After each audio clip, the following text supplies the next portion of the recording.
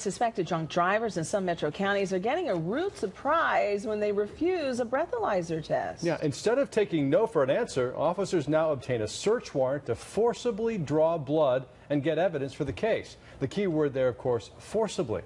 Fox 5 I-Team reporter Randy Travis here now with the video you have got to see. Randy, it is everybody would agree that this is disturbing video, Russ and Lisa. Each year, drunk drivers kill more Americans than the wars in Iraq and Afghanistan combined. It is often a tragic, preventable crime that frustrates law enforcement. That's why some say what you're about to see in Gwinnett County is justified when a DUI suspect declines to cooperate. Are you serious?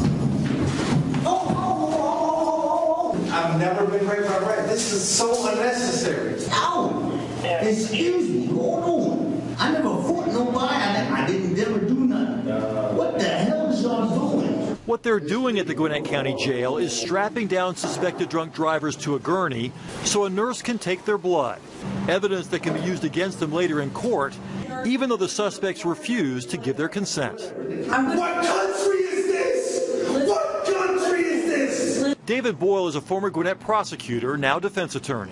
Holding down and forcing someone to submit to this is really intrusive in terms of that level of invasive procedure into somebody's body is ridiculous for investigating a misdemeanor. Intrusive, certainly. Invasive, you bet. But legal. Yes, say authorities, even though the law supposedly gives you a choice. To get a Georgia driver's license, you have to agree to take a state-administered test, like this Intoxilizer 5000, if an officer suspects you've been drinking and driving. It's called implied consent. You can refuse, but if you do, you lose your license for a year. Plus, that decision can be used as evidence against you when you go to trial. Still, a growing number of DUI defense attorneys suggest you should say no to the test if you've been drinking. In fact, many advise refusing all field sobriety tests, claiming you're simply helping the police manufacture evidence against you, and a one-year suspension might be preferable to having a drunk driving conviction on your record. Veteran lawmen like Douglas County Sheriff Phil Miller admit that strategy has made their job tougher. If you're drunk and you're driving a vehicle, I'm going to try to put you in jail. In Douglas County, more people die from DUI accidents than murders.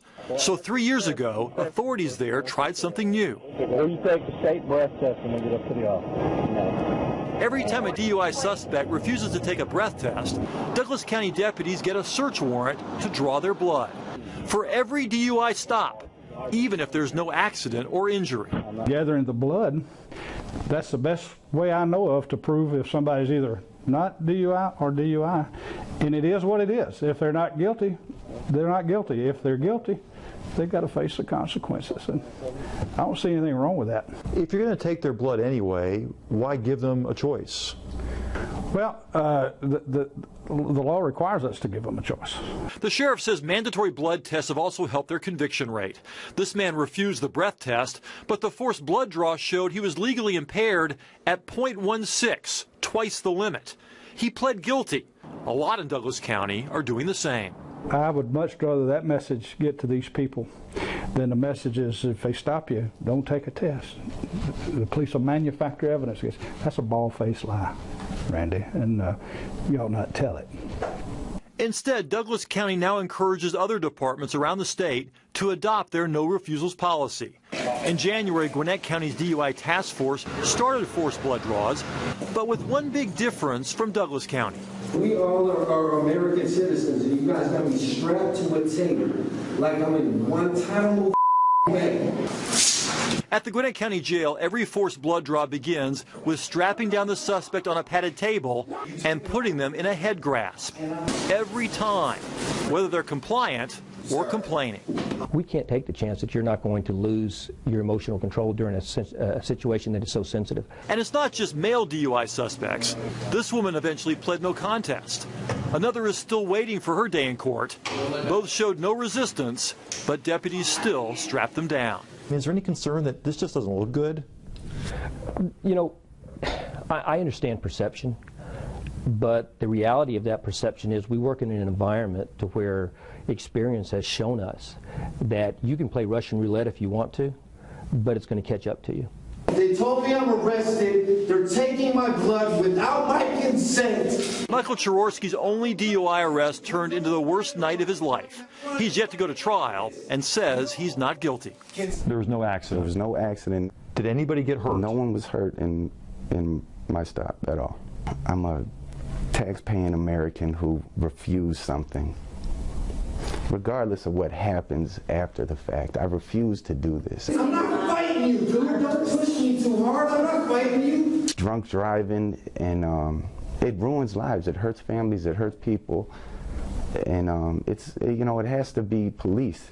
I understand the police have a job to do, but what happened to me in that room was unnecessary, and nobody should have to do that. But a state law passed in 2006 allows police to ask a magistrate for a search warrant for blood in any DUI case.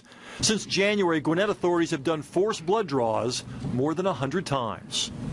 You're being served with a search warrant for 2 vials of your blood that you're going to take now. The practical application of that, of terms of forcing people down and holding them to stick a needle in their arm to get it, I think is just an unreasonable search of those people. Another showdown between personal liberty and public safety. There's hardly anybody that you can talk to that doesn't know somebody that was killed by a drunk driver. We ought to do something about that, don't you think? Again, Douglas County does not restrain DUI suspects the way Gwinnett County does. Sheriff Miller was not critical of Gwinnett, but said he likes to treat people the way he would want to be treated. Those in charge in Gwinnett, though, say that they make more DUI cases than the folks in Douglas County, and even the most compliant suspect they fear might seize up somewhere during the removal of their blood. They just worry about them because, after all, the reason they're there is because they didn't cooperate in the first place. Yeah, drinking and driving, a very serious matter, but we were all sitting there looking at that video, just taken aback by it all. How often do the blood tests clear someone? Not very often, at least not in the data that we looked at in Douglas County, not very often at all. But remember, when you refuse to take the test, there is a punishment for that. 12 months. You lose your license for 12 months. And, the law, though, says if you refuse, no test shall be given. It actually says it in the law. No test shall be given if you refuse. But then it comes back later and says that the police can still get a search warrant to draw your blood. So is it a conflict?